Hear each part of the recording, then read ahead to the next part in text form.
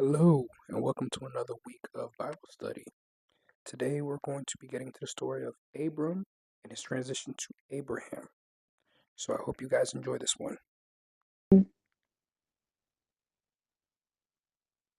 All right. So, any questions or anything that may have been looming since last week's Bible study before we jump into this one?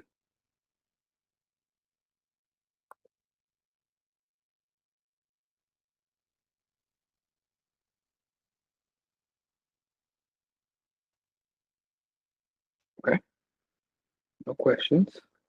All right. Well, let me ask this question then. What are you let me not say it that way, but is there anything that you're looking forward to actually kind of understanding more that you probably didn't know before, if any?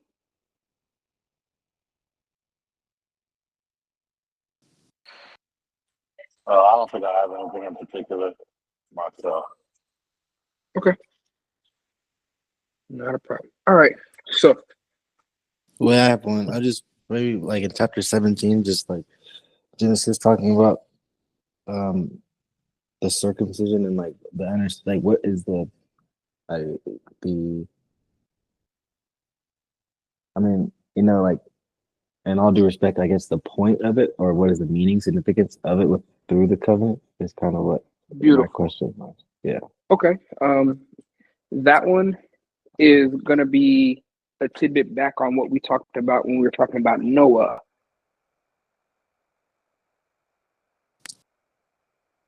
Okay. Again, that was the reason why I said back when we were doing the story of Noah, that from now on, whenever we talk about the covenant, it is important to actually understand what that actually means because every aspect for all three parts of it always has to be there for that to actually go through as a full covenant. And it stands the test of time. Okay. All right. So without further ado, we'll get it started. Okay. So quick recap from last week's story. So we went over this man named Abram, who is a nomad from Ur. He was a polytheistic person. They served many gods in that city. He served many gods at that point. But one day he heard God's call to get up and move and go to a land that he was preparing for him. He followed the rules. He went to this promised land or promised land to him. And when he got there, he started to show his depression and his doubt because the person who led him there went quiet.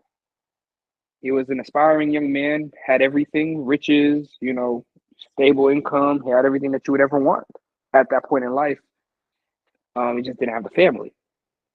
And as he was trying to find that longing to fulfill himself, to get this call, he goes by blind faith, gets there, and now he doesn't hear the voice of God no more. He starts to debate whether he really was overthinking things, whether he made a mistake, things of that nature, like we usually do as people. When we get somewhere where God called us to go in, when we don't hear anything, we start to panic a little bit. And so he didn't even realize he set the border for the promised land because every single time he would go pray and try to intercede and try to hear from God, he was putting another marker, another placement, another line to connect the border. So eventually he made a whole round around the whole land of Canaan and literally mapped out for his future generations without even realizing it, the promised land. And within that doubt, he didn't realize he was still doing what God wanted him to do. He was right where he needed to be. But because the need to always have to hear confirmation and always needing somebody to tell you that you're doing good sometimes will make you have doubt in your head when in reality, you're perfectly fine. It's kind of like when you're taking a test. Your teacher's not going to tell you, okay, that question's right, that question's right. They're just going to look at you. They're going to be quiet, let you finish taking the test. And when they grade it, you got an A, you got a B, so on and so forth. So he was going through that. And no matter what happened from him taking his family, going to Egypt because of the drought, he came back, he was protected, he got even richer, and everything that he was worried about, God kept taking care of. Even when his nephew Lot got kidnapped, he took 318 men that only just worked out. They weren't trained in combat, weren't an army, and they took down 4 different armies by themselves. And so from there on, we start to see that Abram is starting to understand himself that God really does have a plan for him, especially when he sees this man named Melchizedek. And when he gets to that point, he says, now I know the God that you serve is the true and living God. But this true and living God promised me a child, and there's no way that I can have a child with my wife being barren. And where we ended off last week was God talking to Abram and telling him, yes, you and your wife will have a child in the future. And through that child, you will be blessed and be the father of many nations to come. And that's what we pick up. So from chapter 14 to 15, after rescuing Lot and meeting Melchizedek, God speaks to Abram in a vision, promising him great rewards for everything that he went through, for having the blind faith, for trusting him this long, because it wasn't just one day. It's been years at this point. To still keep doing it no matter what and not giving up and packing up and going home, God promised him this reward as having families and nations coming out of him. Some scholars do believe that Melchizedek, because they said he had no beginning, he had no end. Some believe that he was Shem, because Shem was technically still alive at that point, but nobody could record where he died. And then also, some people believe he was a theophany. So what that pretty much is, as I put it right there, is God in human form or an angel in human form. So whenever you see that, they call them theophanies, meaning pretty much like you're like, oh, you don't know if you're speaking to an angel. That's a Tiffany or theophany. And that's where you also get the segue to epiphany. It's like you had a bright idea, something that clicked because an angel or a spirit guided you to clarity. Both those words go hand in hand. But in this case, it would be a Tiffany of Christ. So pretty much when they say the word was with him in the beginning, that would also be a Tiffany. All right. So Abram expresses his concern over having no children. He only had one male servant in his household, and that was Eliezer. And technically by culture, that would be his heir. And since that isn't his blood, he would inherit everything Abram had when he would pass away, and then it would be his family. So then it would change to everything he wanted. So Abram was trying to understand how that would work and how is God really going to keep his promise to him if is this going to go to somebody else who's not his son? But God tells him, listen, don't worry too much. I already told you. If you can count the stars in the sky, that's how many nations and children, descendants that you will have. And right after, a couple days later, he has another vision.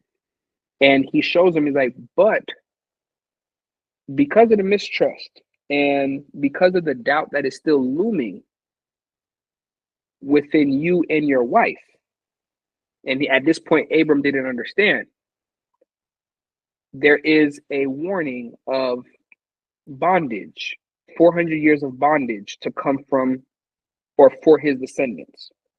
Now, what they're speaking about right here is a prophecy of what we'll see later in Genesis when the Hebrews are in Egypt and the Pharaoh wants to kill all the Hebrew boys that are born.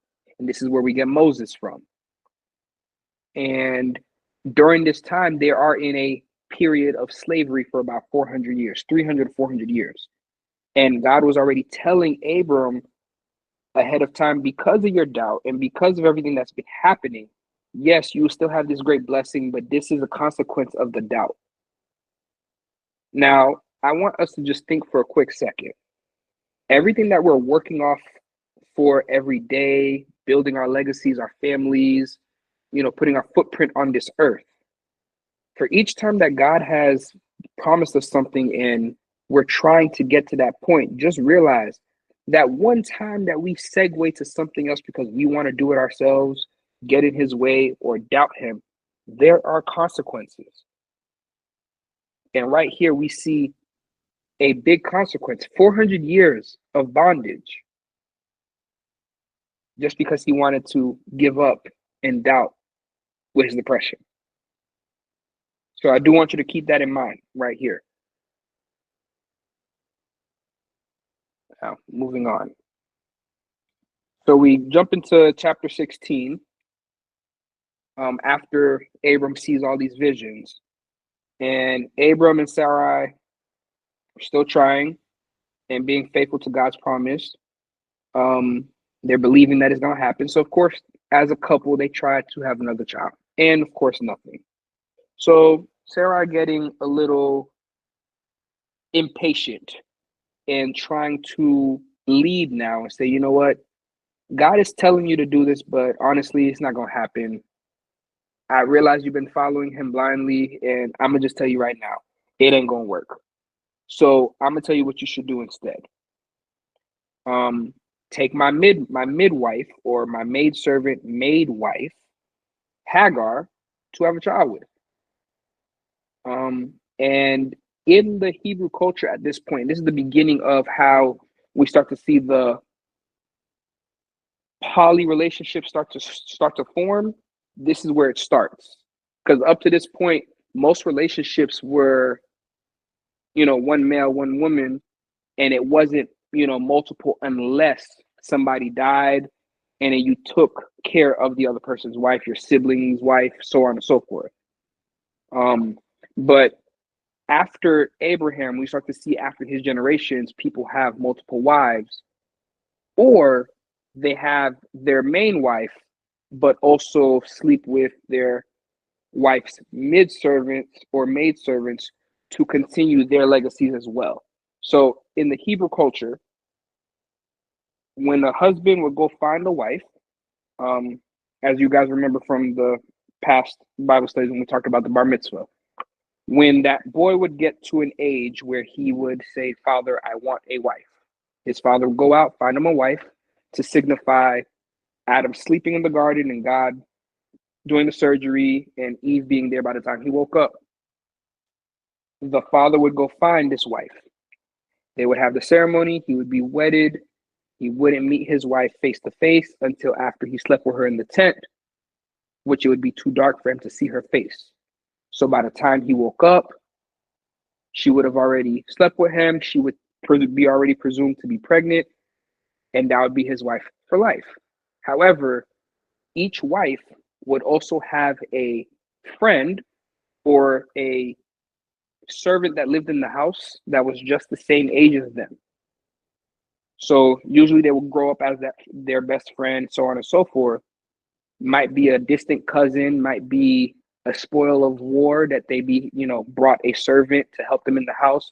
But however they came about it, this person, this little girl, would now also be married with her. So not marriage by ceremony, but since my best friend became your wife, I go along with her. I'm part of the package deal. And in Hebrew culture, the husband and the wife can choose if that servant wants to have children or descendants. She can ask the husband, "Can you give me a child?" And this is where we get the evolution of poly in these type of cultures, where all of a sudden people believe that the Hebrew man in the ancient biblical world, all they wanted to do was have multiple wives. It wasn't that. It was just a way to kind of make sure that servant still had a chance at life too, to still have their own descendants, because after they finish helping raise the kids, they were no longer servants. They were able to leave the family if they wanted to. So it wasn't like you're a slave and you're stuck with them for life. Some of them stayed for life, but you didn't have to. It wasn't a requirement. So understanding this as the culture, Abram would have Sarah as his wife, and whoever, whether she had 1, 2, 3, 4, 5, which you could have up to 6, I believe, all of those would technically be, in a sense, your concubines through your wife. So you have a duty to your wife, and if your wife wants you to, and if you guys talk about it and both agree, you would also have the responsibility of giving all of them a seat as well. So after Sarai and Abram talked about Hagar, and Sarai said, listen, I can't have the kid. Talk to her instead. I'll give you my maidservant. Her kid will become my kid. And that is another thing in the Hebrew culture. If it's a situation like this where the wife cannot have the kid, Hagar's first child that she would have had with Abram would have by law been Sarai's child. And then every other child she had after that would be hers. So if it was a girl and Abram wasn't happy with it, he can ask for a son. And when she gives her a son, now every other child after that first son is Hagar's children. But all the other ones before would still belong to Sarai. So yes. So the the the midwife can only claim a child after she gives the specific child that was requested of her. Exactly. And in 90% of the situations, it was usually a son, a male heir. Okay, gotcha. So yeah. And so we'll see in some other stories later on in Genesis as well, where we see a husband died and the brother comes in and they say, hey, go ahead and give that wife a son to be the lineage for your brother. And so because of that, we start to understand how this whole poly relationship start to evolve in this culture that start to kind of evolve this culture where it's actually really misunderstood today, which again, it's pervaded with lust and perversion, where people think it's just, oh, I get to have the benefit of having multiple wives. If all of them agree, then we're good. And that's not how it actually goes. It served a purpose. And within that purpose, there was discipline. It wasn't just, oh, today I got this, today I got that, today I got this. And you'll see how it starts to get perverted throughout the story as we get towards David, King David and King Solomon. You'll start to see how that thing that was actually very sacred at one point has become very promiscuous. But to continue, Sarai, Abram bring in Hagar. They talk to her and say, hey, listen, I can't have a child. We're going to have a child with you. Give us a boy, be our son. And if you want a child afterwards, you can ask for one, and then you'll be good to go. And then once the children grow up, you can go have whatever you want with your child. And understanding it from the Hebrew texts that are outside of the Bible, they actually gave Hagar an option, is if she wanted a boy as well, that once they get their boy, she can keep trying until she has a boy of her own to actually continue her legacy as well. And again, the reason why they would be beneficial is because at this point, Abram is pretty much a rich man. You said what?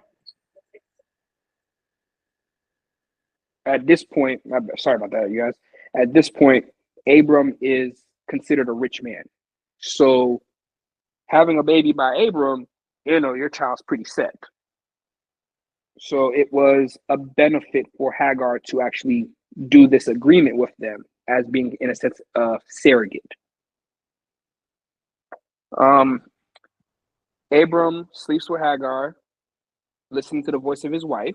Now, here's where we start to find some trouble brewing. And again, Abram is not realizing this is all the reason why when his descendants start to become big, they'll be in bondage for 400 years. And just a quick segue, there's a lot of misconception about this 400 years being what Black people deal with as far as slavery for 400 years. It's actually a bad translation in text where they try to place it on what happened in modern day. This was just for Hebrew. And it's just simply for what happened in the Old Testament. It actually does not go anywhere else. It's not a foreboding prophecy for any other group of people. It was just for Abraham, just because of his failure to break that cycle that, again, is being repeated, that Adam messed up by listening to Eve. And here he is listening to the voice of his wife when God already told him what was supposed to happen. When God gives you a vision or tells you this is what I want you to do, you don't let anybody take you off that path. You don't let anybody talk you out of it and tell you, no, I think you should do this because it just seems better, or because this is what logically makes sense to me. If God told you he's going to make the impossible happen for you, the impossible is going to happen for you. So Adam does this, or not Adam, my bad. Abram does what his wife wants, and Hagar gets pregnant. Now, as the Hebrew text state, during this pregnancy, the beginning stages of this pregnancy for Hagar was pretty well. Sarah and Hagar could not have been closer. But around the 6 to 8 months mark, Hagar starts to find tension. And as we understand it today, it was the hormones. She wanted space. Sarah didn't give her the space because, again, she's still looking at it as her child. So she wants to be in on the whole process. But Hagar at this point wants a little space. And because there's a miscommunication between them two, Hagar starts to now kind of be a little shysty to her a little bit by saying, hey, look, you can't have kids. I can. That's why you needed me. So now she starts to kind of make herself a little more important. Sarai is bringing her food, bringing her tea, taking care of her, when in reality it would have been the other way around. Hagar would have been taking care of Sarai. So she's taking the benefits of Abram and Sarai taking care of her, pampering her for being pregnant. And she's starting to relish in it a little way too much, to the point where now Sarai is starting to get upset with the reaction that she's getting from her. So Sarah starts to treat her a little way, and it's starting to start tension. Now, the tension between Hagar and Sarai turns so bad because now Sarah goes to Abram and pretty much tells him, this is your fault. You got her pregnant. Now she's trying to be this person above me and make me feel like I'm trash, that I'm less than a woman because I can't get pregnant. So Abram, understanding that now this is where his curses are going to come from, that ends up going to his generations further down. He says, listen, this is your doing. That's your servant, so that's your responsibility. I followed your directions, and I wasn't supposed to. So at this point, I wipe my hands clean. Granted, this is not in Genesis. This is actually in the Talmud. He washes his hand clean at this point and tells Sarai, I'm not doing this with you no more. If you say anything, if God didn't say it, I will not be listening to you. I will only listen to him. And if he doesn't tell me to listen to you, I lead. I'm the man of the house. You listen to me. And we get the triune blueprint of what a marriage is supposed to be like here. So again, Adam messes up with Eve, and then we get the blueprint of how the household is supposed to work in the beginning of Genesis, and here it goes all over again. So now, after this, Sarai says, you know what, fine. So she starts treating Hagar maliciously. And you can find this from Genesis 16, verses 1 through 6. Moving forward, Hagar runs away, and in her running away, she wants to leave completely. She goes to a well to go cry because she wants to figure out a plan, and she's wondering how she got up in this situation. She just thought she was doing what was the right thing for her to do. At the well, a servant of God, or an angel of God, comes to her and pretty much asks her, "Why are you crying?" Has this conversation where he goes, "Listen, this is what happened." Tells her the whole story, and the angel goes, "I understand. I've seen it all. I need you to do this." Gives her instructions on how to act all the way up to when Ishmael is going to be born. And he gives her the name that she's supposed to name her son, being Ishmael. And so this is when she also realizes that she's going to have a boy. And he tells her, "Listen, your son will become a father of a great nation, so you have nothing to fear, nothing to worry about." Yes, Stefan. I just was question about like when the angel of the Lord like, found Hagar um at the well.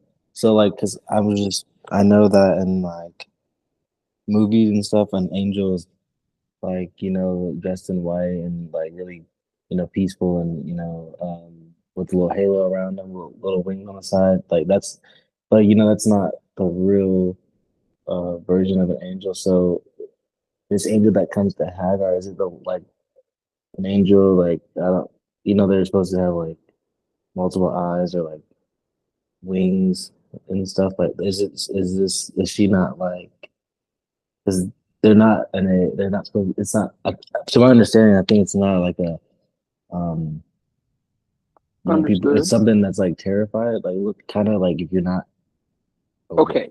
you know. So there's 12 different categories of angels, okay?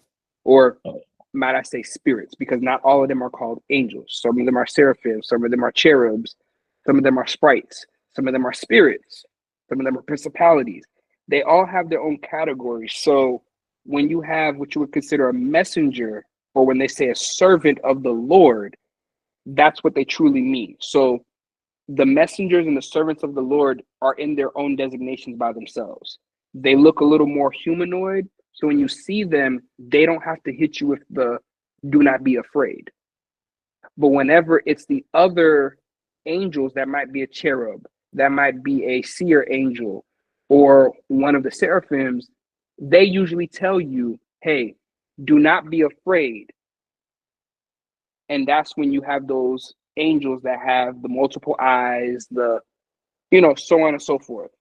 And that's when you have the two different designations. But eventually I do plan on doing a Bible study, kind of showing the differences between all the types of angels and the different levels of them. But that's the only reason why it gets hard to really understand. So you have to look for the context clues where they say, oh yeah, that makes sense what you're saying. Servant of the Lord, yeah, that I see what you're saying. Okay. mm-hmm. So whenever they say messenger of the Lord or servant of the Lord, it changes that context. Um, and that kind of tells you if you're looking at like one of the higher deities who might be a seraphim, which might look a little more scary to the eye versus just more of a messenger that is supposed to look a little more humanoid. So that way, when you talk to them, you can receive the message and actually continue on. Okay. All right. Thank you for clearing that up. No problem. Um, okay. So after all these instructions were given to her, he or she, again, because there's no genders with these spirits, um, gave the instructions and told her, "Hey, listen, just follow and you'll be fine." So Hagar goes back. She goes back to the house. Even though she's treated poorly, she gives birth to Ishmael. What's crazy is when Abraham hears of her travels and how she made it to the well and she talked to a servant, he also came up with the name Ishmael. And so they ceremonially named the well that she cried at Berla Hori, which is the well that belongs to the one who lives and sees me. Okay? And that's what leads to Ishmael. So it's understood at this point where the names, whenever you name a child, it really does have significance with your situation or your environment. And we take this verse in verse 16 or chapter 16, and we see you are not pregnant. This is the angel talking to her. You are not pregnant and are about to give birth to a son. You are to name him Ishmael, for the Lord has heard your painful groans. Verse 12, he will be a wild donkey of a man. He will be very hostile to everyone, and everyone will be hostile to him. He will live away from his brothers. Now, Ishmael means God shall hear. He is Abraham's firstborn son, but not the promised son of the prophecy. As it says, he is a rough and rowdy child, but as strong as can be. Abram had him at 86 years old. And I want you to understand, when we look at Ishmael and his brother, soon to be Isaac, they say Ishmael's father is Abram and Isaac's father is Abraham. They make the designation as two different people.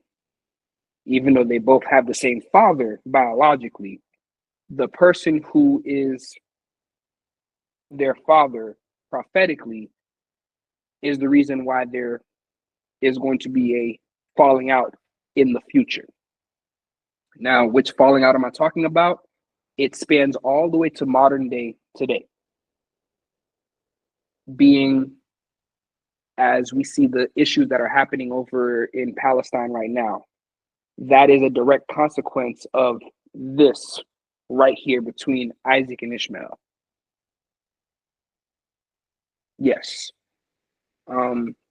Just to give a quick background, when we look at their lineages and how we go through Ishmael's descendants and Isaac's descendants, and we'll touch back on this next week when we go again over Isaac's story after we're done with Abraham. We start to see how the descendants start to war because they want that promise, that blessing of Abraham.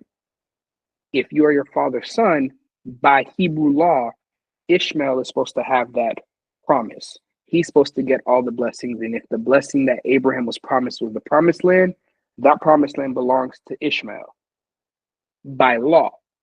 However, by prophecy, that promised land belongs to Isaac because that's who the blessing was for. Ishmael would have never even had a claim to the land if he didn't listen to the carnal voice of his wife and sinned by listening and technically eating the fruit before he was given the fruit to eat. So with that being said, Abraham sadly is to blame for a lot of the issues that we get through the Bible, even up till now, because of sin. And even when he thought he was doing right, it's always important to look and really pay attention to what you are doing when God gives you something. When it is for you, protect it as if it is your own child. Don't let anybody else tell you, hey, this is how you're supposed to do it. You do what God told you to do. And it's as simple as that. But yeah, so that is one of the reasons why those two houses fight.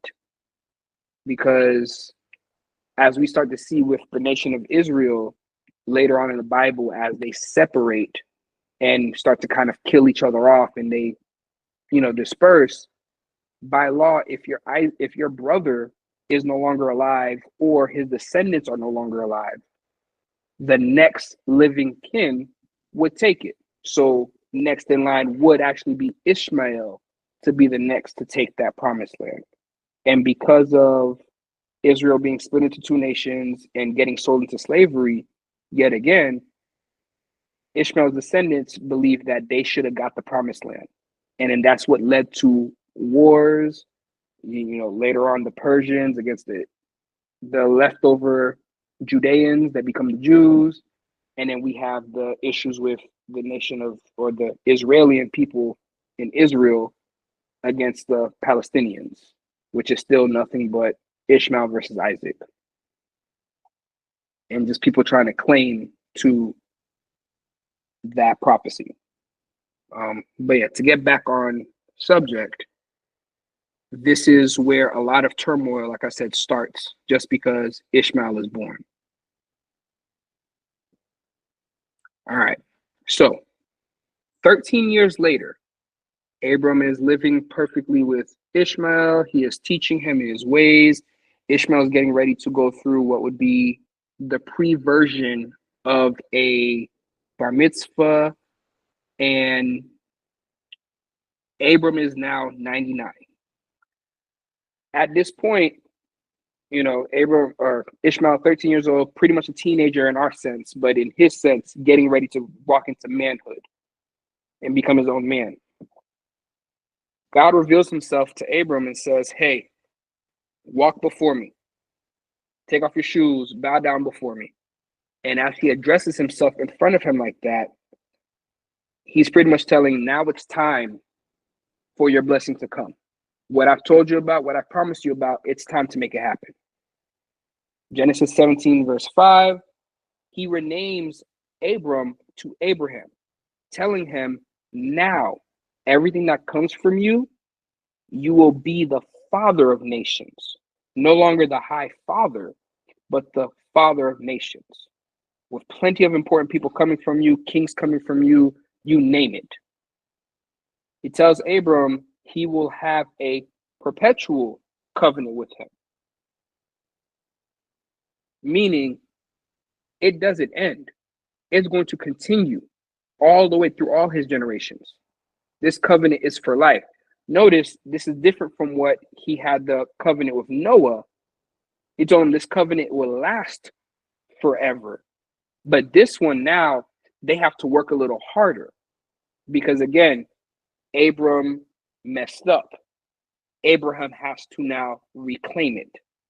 So it becomes perpetual because you actually have to physically work to keep this covenant together. The other one I give to you, I'm not going to flood the world anymore. But this one, you got to actually work, give some skin for it, give some blood for it. So that way I know you belong to me.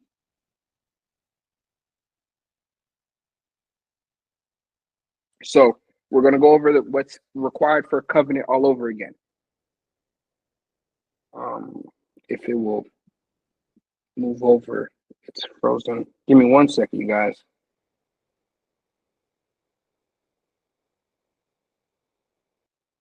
Did it move to the next slide for you guys? Yes. Okay. It was frozen on my screen. I don't know how it did that. But okay. So as we went over back in the story of Noah, we talked about the things that are required for a covenant. And this will always be the same throughout the whole Bible. For a covenant to take place between any two people or just between man and God, you need first a promise.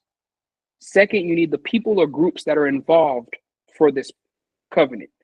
And then third, you need a sign or something significant to show the covenant. So if anybody looks or sees it, they know this covenant is still alive and well. So God promises that Sarah will bear a son named Isaac, through whom the covenant will be established despite Sarah's old age. Okay? Abraham doesn't believe, so he laughs, but he still obeys God's instructions. Because at this point, he realizes I can't mess up. So that's the promise. When Abram is 99 years old, God renewed his covenant, changing Abram's name to Abraham, father of many nations, and he changed Sarai's name to Sarah, meaning my princess or princess. Now, the reason why her name becomes princess is kind of like a play on words for, how can I say it? When Eve, being the mother of all and the first woman, she becomes the princess to kind of replay that her and Abram already made the same mistake that Adam and Eve did. So that's why her name actually means princess. So right there, that's the group of people that's involved in this covenant. Abram and Sarai, who now become Abraham and Sarah for the intense purposes of this covenant. Not only is their name being changed, but everything that comes out of them is also subjected to this covenant. So that's the group of people. Now, number 3, as a sign of the covenant, God commands Abraham and all the males in his household to be circumcised.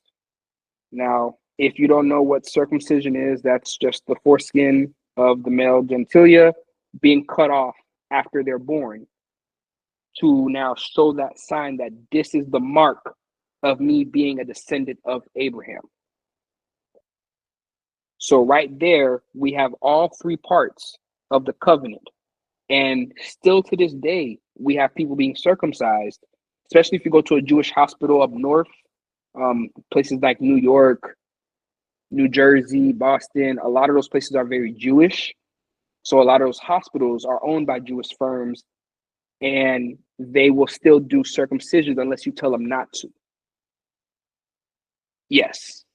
So that's why you still see circumcision being done today, but it's usually done at mostly the Stefan, yes, you can ask a question. Yeah, so this is the second covenant so far in Genesis, the one Yes. this with Abraham. Second physical one. The first Okay. one is always Adam and Eve. Oh, But that was okay. But then the first physical one would be Noah. Second physical one would be now Abraham. Okay. Thanks. So technically 3, but physically 2. But yes, so like I said, this is why, if you ever wondered why some boys have this, some baby boys, this is why. And I just want to add just really quick, because I mean, these are things you see every single day, like circumcision and then the rainbows. So like, I'm really glad that we're starting from Genesis to really understand and on a deeper level. So yeah. Yes, sir. Yes. Chris, go ahead. Yeah, I just wanted to echo what Stefan was saying. I think he made a great point that a lot of these, both the physical, tangible things that we can identify, like, circumcision, but the principles too are very realistic too. And one of the things that I'm gathering from the interplay between Ishmael, Abraham, Sarai, and Hagar is like there's a difference between what's legal and what's right or what God intended. Exactly. And again, like I said, I love it when scholars, you'll hear pastors, you'll hear people talk about it, and they'll skip over or gloss over that it does speak about this. There is a certain law behind it. There is a certain understanding behind it. Instead of just villainizing everything, or it's just sin, or it's just bad, or we don't do that. That's not what we're supposed to do. There's more to it. Back then, it was a means of survival. There was a reason to do it. Today, it doesn't really matter to us anymore. So the fact that we may just look at it as a simple rainbow and a certain medical procedure, again, not only did it help the Hebrew children survive longer lives, it was actually proven that the ones that didn't get to have the circumcisions actually died very quicker because, again, of the dirt. And since they don't necessarily have the hygiene that we have today, they got sicker before the women did. As you know, women have their periods, it actually cleans them out. Men didn't have that. So with the circumcision, it actually helped them live longer lives.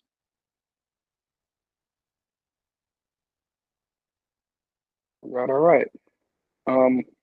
And also with this, Abraham being the male head of the family also had to have a circumcision. So just think, us being in this age range from 25 to early 30s, this man now is 99 years old and now has to actually go through his first circumcision with a blunt knife. That's insane. Like I'm sure just they wasn't you know there wasn't anything to put them to sleep or like Nope. they're awake. Hey All man, you that had, sounded so. there's a couple ways that they did it. They did have certain numbing agents back then that they used. They did give you some hallucinogens sometimes. It just depends on what area of the world you were in.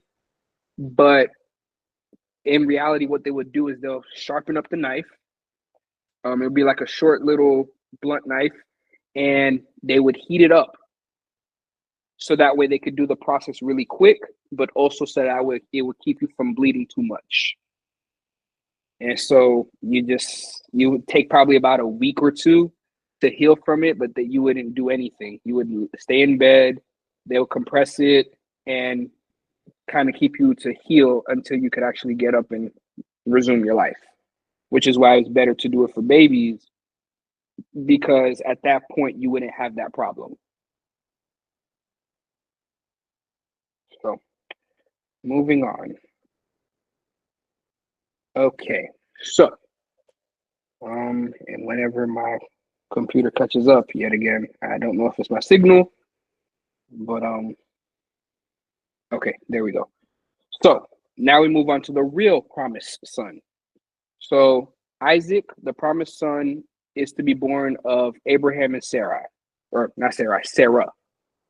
As long as Abraham followed his covenant, he will be fine, and his sons will fulfill the prophecy and promise.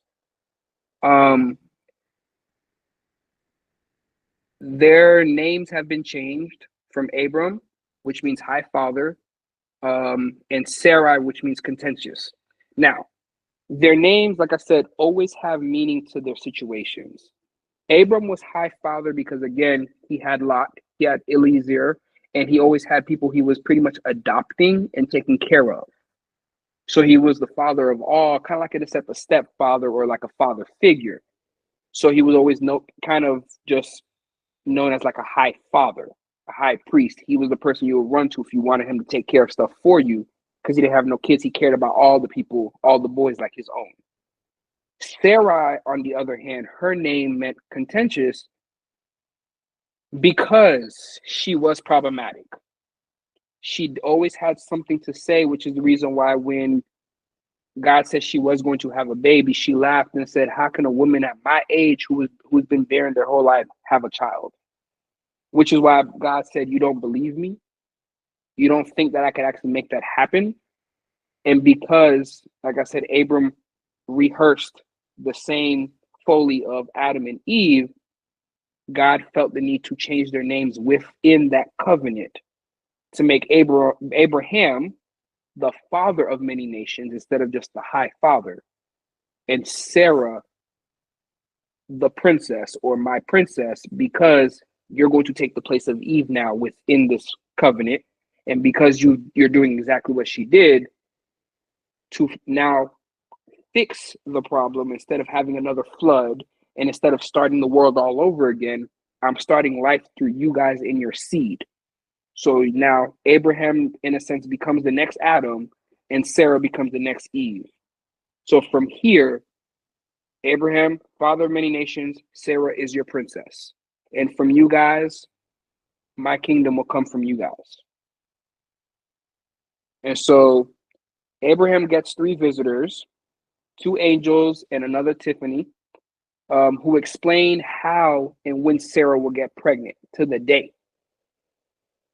And this is where Sarah actually laughs and says, that can't happen.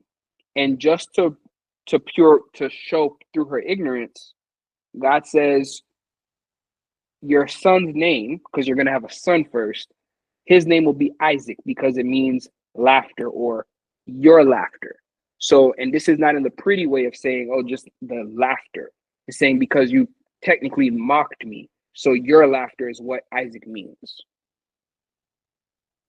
So after they finish talking and finish giving this conversation, the Tiffany stays with Abraham to kind of still give him some more understanding of his prophecies and kind of ease his doubts or whatever may be on his heart, because now he's a new person. And he needs them to understand you play a new role from here on out. The two angels that were with him, the two messengers, say, hey, listen, love to sit and chat, but we got work to do. And they turned their attentions to Sodom and Gomorrah, to the east. And the Lord debates on whether he should tell Abraham about their mission and what they need to do. And he says, because of who you are now and because of our covenant, I can trust you because you trusted me this far. I trust you now as well. So he tells him, hey, listen, Sodom and Gomorrah have become so wicked, I plan on destroying those cities. And the reason why it would bother Abraham is because Lot lives in Sodom. So as the visitors prepare to leave, the two angels, the Lord tells Abraham what the mission is and what's going to happen. So Abraham pleads with God to spare the city because he, again, thinking about his nephew's wife, and his nephew's two daughters, he doesn't have any sons. He's like, listen, you can't wipe them all off the face of the earth. And so he goes, listen. Would you really wipe people off the face of the earth? And God's pretty much telling him, I can't do a flood. I can't do anything else. So yeah, wiping them off the face of the earth in the manner that I'm about to do is the best thing I can do to still be a righteous God and still keep my word. He's like, okay, but if you can find just 50 people that are righteous in those cities, will you still bring it down? He said, if I can find 50 people, 50 righteous people, I'll spare everybody who lives in there. So Abraham goes, okay. I'm probably being a little too happy and too eager. If there is just 45 people, 5 less, would you still spare them? He goes, if I find 45, I will not take it down. And he's like, okay, let me try this again. How about if we find 30? And he's like, I don't mean to anger you, God. I just want to ask. And he goes, no, you're not angering me. But if I find 30, since you're asking, I won't bring the city down. And he continues like, okay, God, one more time. Listen, if you can even just find 10, just 10 people, will you take the city down? He said, listen, Abraham, for you, if I can find 10, I will leave the cities alone. So I need my angels to go over there. So the two angels, appearing as men, arrived in Sodom. And as soon as they got there, Lot already seen them. And with his time being with Abraham, he already knew, hey, these are messengers of God. Now, as he's seen them, he offered them hospitality. He offered them to come into his house. And while they're inside his house, he tells them, hey, listen, this city is not the best city around. It's very perverse and very crazy around here. So you can't just be walking around in the city square because anything could happen to you. And so the men of the city sought to assault them, and they demonstrated just how bad the city has fallen into lust, sin, perversion. Anything you could think of, they have fallen into it. So Genesis 19, verses 4-5, before they had all gone to bed, all the men from every part of the city of Sodom, both young and old, surrounded the house. And they're talking about Lot's house. The angels, seeing this, are getting increasingly mad, and they're showing their forms at this point. Their forms, because of their anger, is now taking the human form, and it's kind of shedding.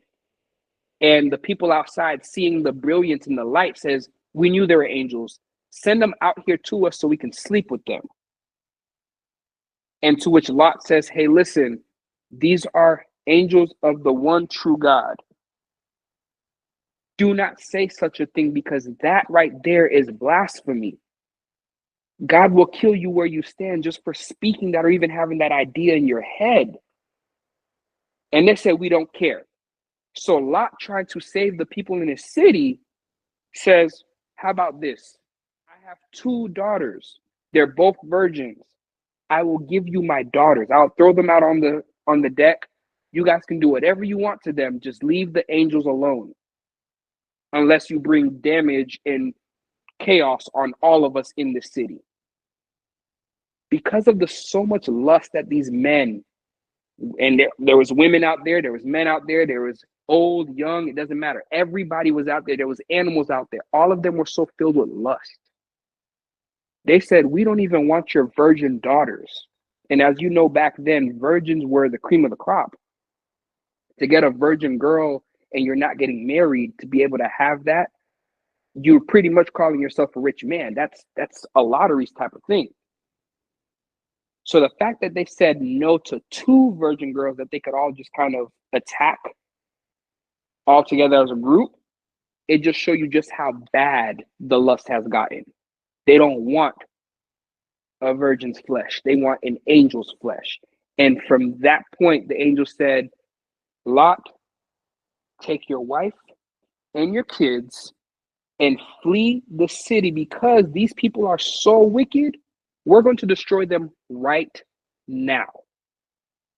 There is no second chance of redeeming these people. They've ruined it for everybody. So now Lot takes his wife and his 2 daughters. He said, don't pack nothing. Just take whatever we give you, put it on your back, and head for the mountains. In the mountains, you find a cavern. Go inside those caverns and stay there until the destruction is gone. When you see there's no more smoke, you guys can come back out. So until that happens, leave. So as they're leaving, they said, do not look back. And I think a lot of people know this part of the story. Do not look back. If you look back, you've already been warned. Now, as the city is being rained down with burning sulfur, with fire and brimstone, the city is not only just burning, but it's wiped off the face of the earth. Now, a little thing that I want you guys to understand about the fact that they're using sulfur, fire, and brimstone.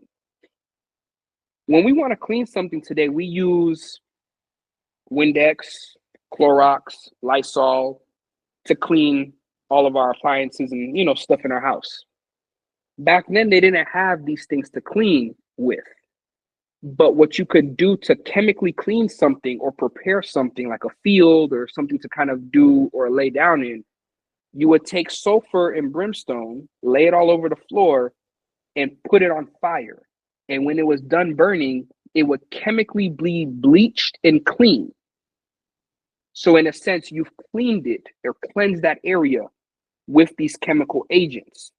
So seeing that God rained down sulfur and brimstone and burned it all up to the point where these 2 cities literally were wiped, chemically cleaned off the face of the earth, answers this one big burning question that a lot of Christians struggle with. Does God love homosexuality? Right here, we have our second answer. The first answer is when God makes Adam and Eve and not Adam and Steve. He makes a man and a woman and shows that's the blueprint for marriage and for life to continue. First time he says homosexuality does not have any part in his kingdom. Second time is here because he literally, chemically cleaned it off the face of the earth. There's a lot of people on TikTok today that'll tell you that's not what the definition meant, and that's not what the words translate to. There's a confusion in the King James Version from the Genevan Bible that actually mistranslates the word so then it looks like pedophilia. But in reality, what it's talking about is all depravity related to lust of the body. Pedophilia, incest, or not, my bad, not incest, rape, having bestiality, and homosexuality. Everything that you can think under the sun that is bad in a sexual sense of the word, right here, God is destroying 2 cities who were prominently based off of those 2 things. So Anybody who can ever ask you and say God never destroyed a city for homosexuality, yes, he did. And not only that, he doubled down and said homosexuality is one of the only sins in the world that is a double fault in the flesh. All sins are equal. Doesn't matter if you lie or you steal or whatever. All sins are weighed equally. They're all sin. Sin is sin. But this sin by itself is worth two. Because why? It's a sin and it goes against the natural order that God created. So it's a double fault in the flesh. And for those people who continue to do it, they are sinning twice as much without even realizing it, which is why they need to be saved. Now, understanding what has happened to the city and what has befallen them, Lot's wife still turned back and looked. And what that signifies in the spiritual sense is Lot's wife was also just as promiscuous with these people. When Lot moved to Sodom, he was not married. He married a woman from Sodom. His wife is a product of the city. So with all that lust being in her, she looked back on a life that she still would miss if it was still there and they were just being told to just leave the city. She still had a longing to go back to that old life because she had an access to it. Even if she didn't do it every day, she still had access to it. And that was the reason why she was struck with the plague that turned her into a pillar of salt, as the story says. And what does Lot do? Tells his daughters, do not even look at her, keep it going. And that's in Genesis 19, verse 26. But Lot's wife looked back and she became a pillar of salt. And that's how serious God was about this destruction and about this depravity with the people that were such in this lust, in this heat of sin, where they could not get it together. So we finish with our story there. After Sodom and Gomorrah, when we come back to the main story next week, we'll be opening up with the angels coming back and announcing pretty much that Isaac is on his way. So any questions from anybody? Or any comments, statements?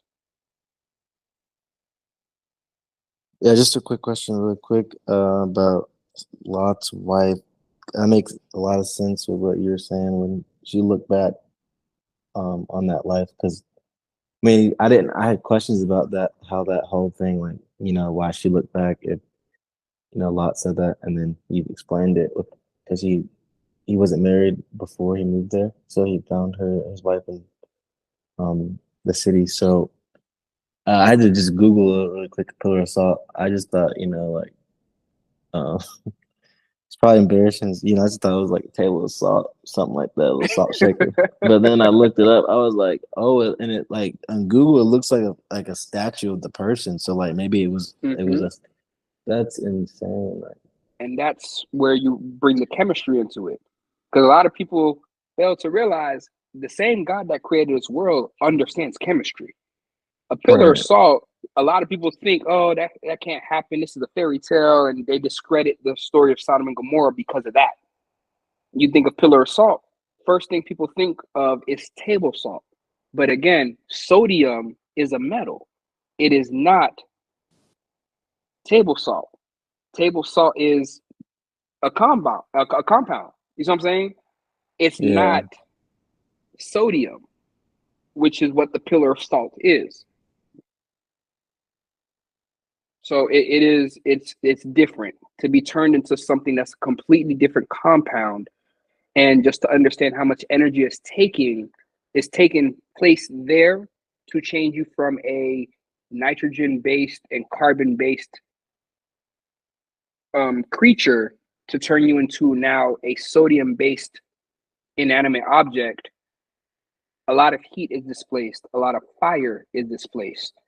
So as some of the Hebrew text says, all of her lust burned and fizzled out of her, which is what left over all that salt. Wow. Okay. All right. Thanks for that.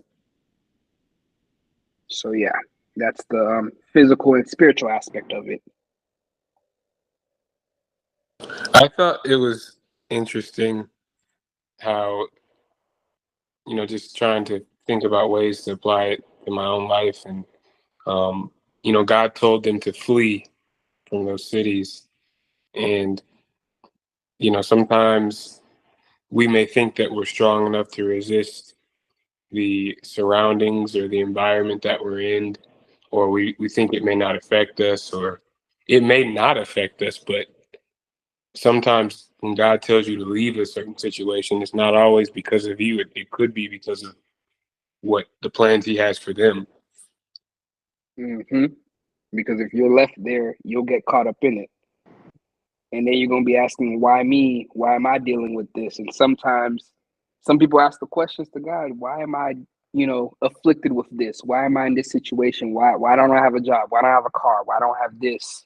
Why didn't I get this job? And in reality, God was just like, I told you to leave. Because everybody else around you who had that happen to them and you guys all got laid off or you all got this, and I told you leave that job, go find a new job, you didn't listen.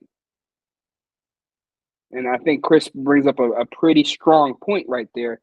It's true. A lot of these stories we can literally apply to our lives. From looking back, from not fleeing when we're told to flee the first time, when we actually get a warning. Some people don't get warnings. God just says, nope, you messed up, punishment.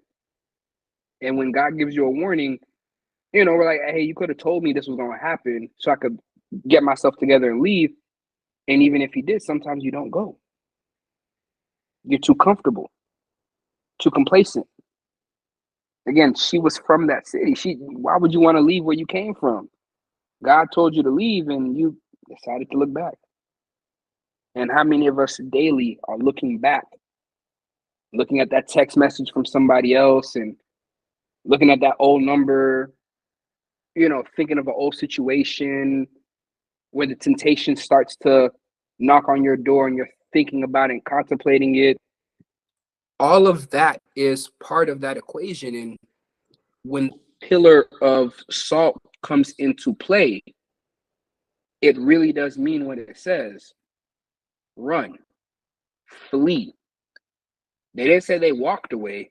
They flee. They were running for their dear life to get away from that. So, anything else from anyone else? Yeah. Sorry I'm late, y'all. Well, I was You good? listening, but we had practice. So I hope y'all are all good. I heard something in the beginning. I'm pretty sure me and Henley talk about this like every day. He knows what we be talking about. But it goes back to the visions. It goes back to what God has for you. And the doubt, there's sometimes the flesh kicks in with the doubt. And it's just like when God has that vision, like he said, no man can take it away, regardless of what they say or what they do.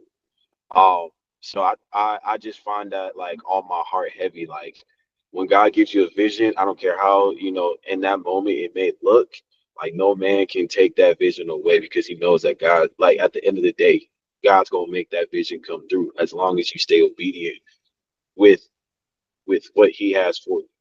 So that's my little 2 cents, y'all. I just wanted to speak also at the same time. But yeah. No problem. No problem. Thank you, BJ. Anybody else? Don't be shy.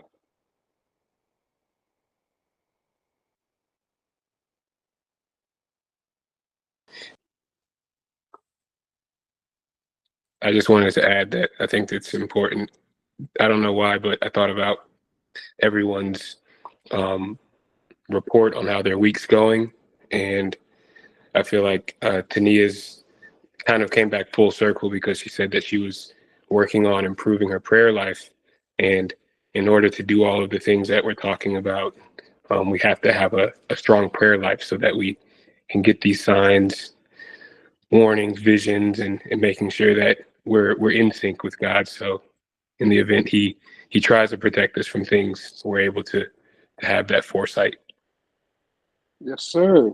Yes, sir. Yes, Tania, go ahead.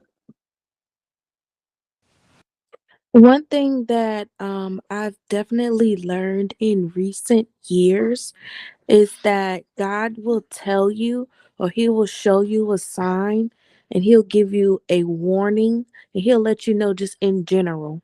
So, more specifically, I always say that there will be a sign that you're supposed to be somewhere. You'll definitely get a sign. Gotta show you some things. Like for me in my job where I am now, it was kind of like a little bit of friction. I had to go through a temp agency. The guy told me the job wasn't posted online, and it definitely was. It was posted same day, and I had to ask for the guy's manager in order for them to set me up an interview. But shh, Brodish. But when I went through with the process, it was so easy. So fast forward, I get to the job, I'm talking to my manager, and the manager tells me that I was the first and last interview for that job. Like when God puts something on your plate, it doesn't matter, and it's for you, it doesn't matter who. Can't nobody stop you from getting what's destined for you or what he gives for you. What he has for you, only you can receive it. So recently, I mean, the job is just so easy. I'm sitting at a desk all day. It's definitely in my line of work from where my degree is. There's a lot of job opportunity there. There's a lot of room for growth. And I never imagined being at a job to where I can appreciate it.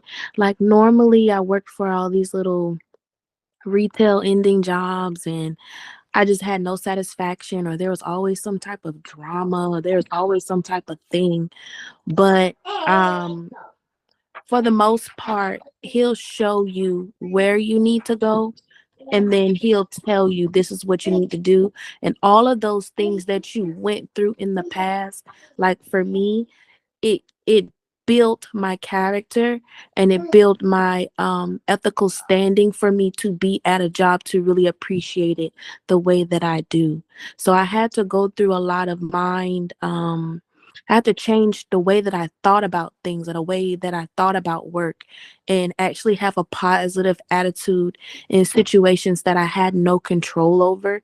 And then only then was I able to get blessed with this job that I have now, and then be treated like very well. So I had to go through a lot of growing up in order to appreciate the job that I have now and do the right thing. Hush, Nyla. I want to kind of pick on Tania just a tad bit. So Tania, if you don't mind, but quite frankly, she's being very modest. And excuse me, as BJ would tell you, we have conversations all the time. Same thing with me and Tania. We have conversations all the time.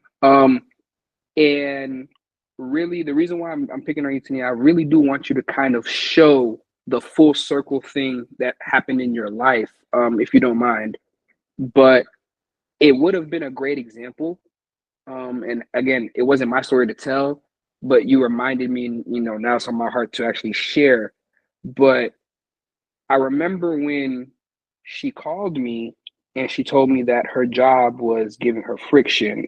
She was working at Ross and they were giving her some friction and wanted to let her go. And mind you, Tania is a business student. She has her degree. And so she's been looking for a job in the business world, but she was doing, on the higher end of management in a Ross. And when that happened, she was told to leave prophetically, was told for her to get her things together and leave that job. Now, she didn't know where to go. She didn't know what to do. And once they fired her, she was in tears, of course, as anybody would be upset. But to see the whole thing change, literally using the story of Abraham, when you're being told to leave and just follow with blind faith. I remember telling her, it's not the time to cry, it's the time to find where God wants you to go. Because once you get there, you will be fine. You will be taken care of, and it will make sense. And I can only say God is great when I see her happy in this job and in this position where she's actually enjoying herself. She's, again, she's being very modest. Tini has gone from being working a retail end job to now working in HR, whether it be through a temp agency or not, but she has made it up the ladder to what she went to school for. And a lot of us can only, just clap our hands and really thank God for being in the position that you've been working your whole life to get to. Literally coming off the coattails of something that you would think was for your destruction or to make you depressed or upset. God already told you, hey, go ahead and get your stuff, pack up and leave, because this is about to be destroyed. This ain't for you no more. It's you're going somewhere else. And voila, look at where you are now. So I wanted to kind of just pick on Tini a little bit because her story literally embodies everything that we've been talking about for the last 2 weeks.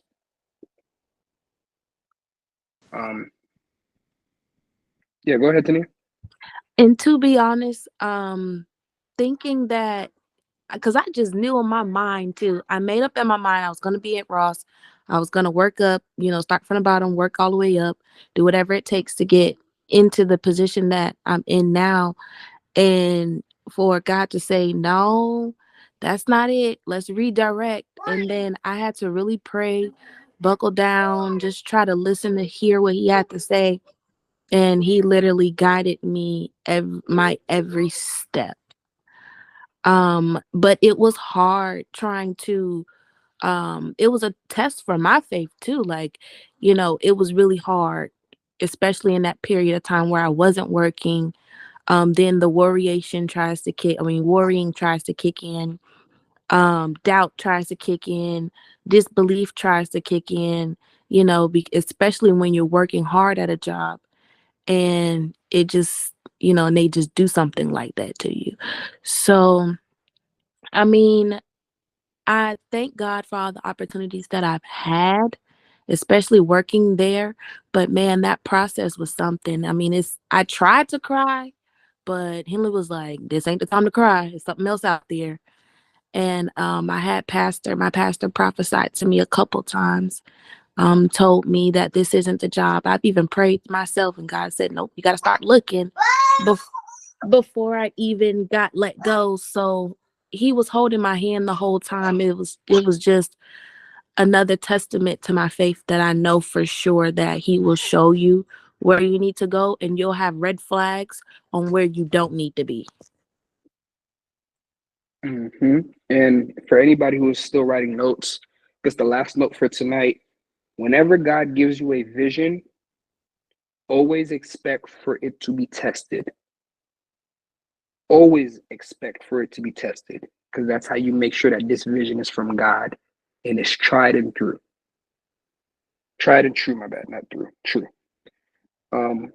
But if anybody else has any more comments before we close out. I'd like to say thank you guys for sharing your testimony. It really did refresh my spirit, and I took a lot from it. Yes, sir. That's what we're here for. Again, this is, like I said, this is our group. This is our family. This is what we're here to do. It's not just coming here to just talk about the word, but again, to see how it actually manifests in our life, because the word is a living word. It's not just a book, a story. It is a living word, and it still applies to us today. We are still writing chapters every single day. The book of Chris, the book of BJ, the book of Jamar, the book of Tania, the book of Stefan. It's still being there every day. The book of Makai, everybody's chapter is being written day by day. And the more we know about the book that predates us, the more we can make educated guesses, the more we can make the right decisions, the more we can guide ourselves to things that are for us, that God has provided for us, and we're already ordained to be in. A stress-free life, if we allow ourselves to get there. So I always hope that you guys can come in and get something from that. Now, we have the last portion of the story. So we went from the story of Abram, then we had today the Abram to Abraham, the faithful transformation. Next week, we have the story of Abraham. And so those will be chapters 20, 21, 22, and 23. And after that, we will be the following week into the story of Isaac. And then you'll start to see, it'll start picking up from there where we'll get to the stuff about Israel very soon. So a lot of the things that we've been talking about and, kind of foretelling, it's about to start happening. So, like I said, you guys read up, be ready. And with that, that's all I have for you guys tonight.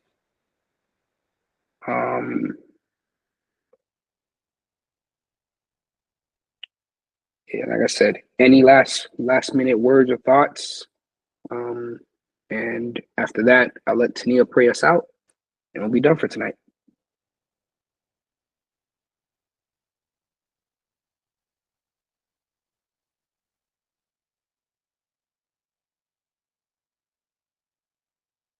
Okay. Matter of fact, no, not Tania. Chris, actually, I think it'll be better for you to pray tonight to close us out. Okay. Dear Heavenly Father, thank you for this day. Thank you for waking us up. Thank you for all of your grace, love, and mercy. Please forgive us of our sins, both known and unknown, Lord. And thank you for all of the wisdom that we were able to digest tonight. Thank you for Henley's word. Thank you for giving him the provision to teach it to us in a way that is pleasing to you, in a way that resonates with us, and that we can learn from and apply to our lives in a way that works for us. Thank you for the testimonies that were shared. Thank you for the questions that the participants were asking to help them understand, and also everyone else listening to make sure they're gathering what's needed from the word. And I pray that you would continue to go walk with us, go before us, behind us, beside us, all around us, and throughout the rest of this week.